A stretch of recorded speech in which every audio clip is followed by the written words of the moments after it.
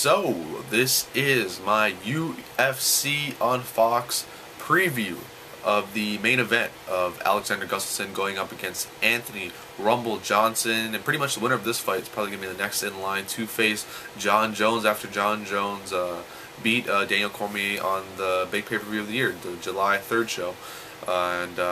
Jon Jones obviously is going in through a whole ordeal with cocaine and all that jazz, but I figured that he'll probably be fighting, I'll say July, I'll say June, July, probably that July weekend, that big show in Vegas, the July 4th weekend. And I think Alexander Gustafsson has a huge advantage over this, not just because it's in his home of Sweden. He didn't have to really travel anywhere. He got to train at home, and no big arrangements to leave Sweden and go to America. No. And pretty much Rumble Johnson has to fly over there. He has to get used to that time zone, get used to actual being there, and also one big thing, that reach advantage. That reach advantage of Alexander Gustafsson we saw in the Jon Jones fight, and pretty much Alexander just not destroyed, but showed that Jon Jones could be like beat up. Like Jon Jones' face got beat up. Obviously, many people thought Jon Jones won 3 rounds to 2. Some people thought Gustafsson won 3 rounds to 2. It was really close fight, and it was a really good fight. Probably one of the, I think it was fight of the year 2013.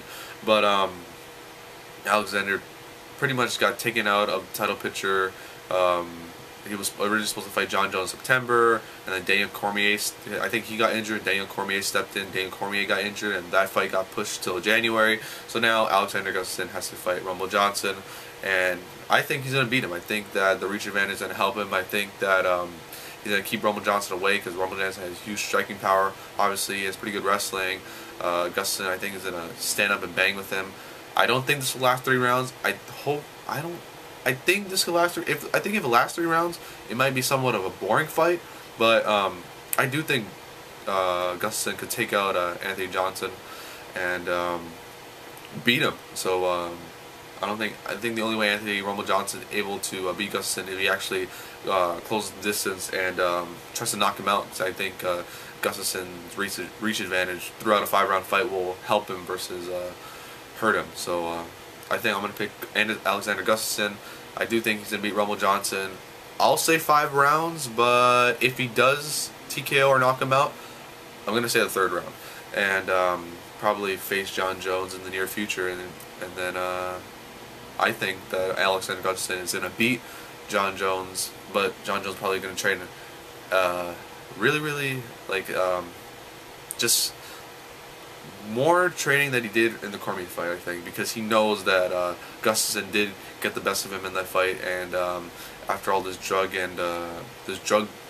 whole deal with the cocaine and stuff, that he wants to prove to the world that he's the best, and this is why he's the best. So, but I do think Alexander Gustafsson can steal that title. And by the way, every time I see Alexander Gustafsson, I always think he's Jax. He looks like Jax from Sons of Anarchy.